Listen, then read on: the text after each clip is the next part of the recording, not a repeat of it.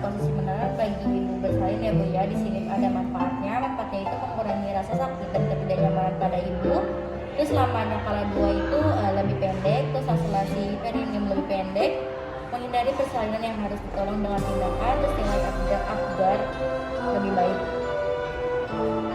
Lalu di sini ada posisi-posisi yang dianjurkan saat bersalin ya Bu ya.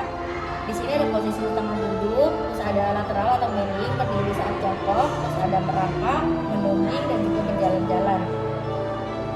Yang pertama itu ada posisi setengah duduk ya Bu. Nah, posisi setengah duduk ini seperti ini ya Bu ya, contohnya nih seperti ini. Adapun dari keuntungan dari posisi setengah duduk ini, posisi ini membuat ibu merasa nyaman, merasa membantu ibu untuk istirahat di antara kontraksi.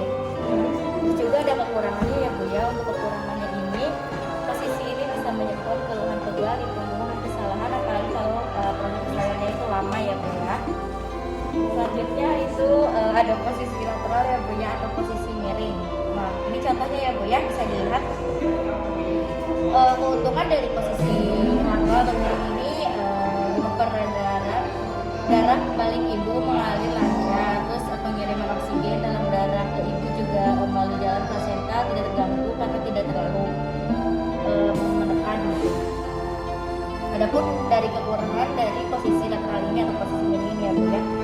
Posisi ini membuat dokter atau bidan sedikit kesulitan membantu proses persalinan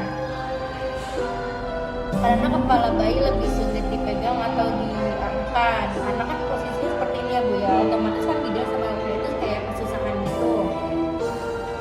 Lalu ada yang ketiga itu posisi berdiri atau jongkok.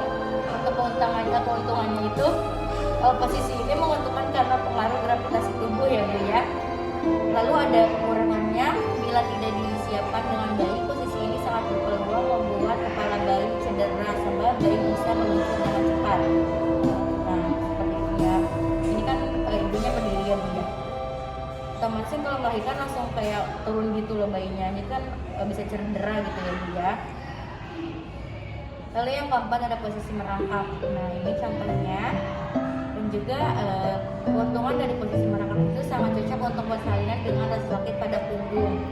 Nah, untuk keuntungan tuh ini Bu, kalau posisi merangkak itu mengurangi rasa punggung itu mengurangi rasa sakit gitu ya, jangan terlalu sakit jadinya tuh. Dan untuk kekurangannya, ini keuntungannya ibu merasa lebih nyaman dan efektif untuk meneran, mempermudah janin dalam melakukan rotasi, membantu ibu mengurangi nyeri punggung dan peregangan pada perineum berkurang. Dan yang terakhir ini ada posisi menungging ya Bu ya. Nah, seperti ini contohnya. Untuk keuntungannya itu mendorong kepala bayi keluar dari panggul selama kontraksi, dan juga kadang-kadang dianjurkan pada persalinan dini jika kontraksi sering terjadi dan sulit untuk mengurangi nyeri punggung. Nah, seperti ini. Ada juga posisi yang tidak dianjurkan Ibu ketika persalinan gitu ya, posisi terlentang. Nah, itu tuh nggak dianjurkan.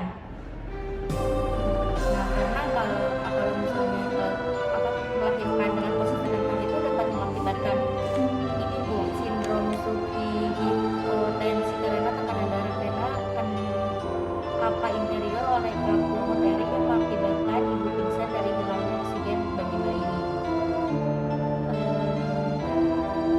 Lalu ada tindakan bidan sebelum penolong persalinan.